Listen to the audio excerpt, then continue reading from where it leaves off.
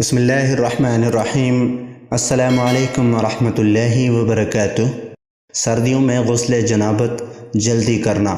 عن ابی ہریرہ رضی اللہ عنہ قال ثلاث من الایمان ان یحتلم الرجل فی اللیلۃ الباردۃ فیقوم فیغتسل لا یراہ الا اللہ والصوم فی الیوم الحار وصلاۃ الرجل فی الارض الفلاۃ لا یراہ الا اللہ۔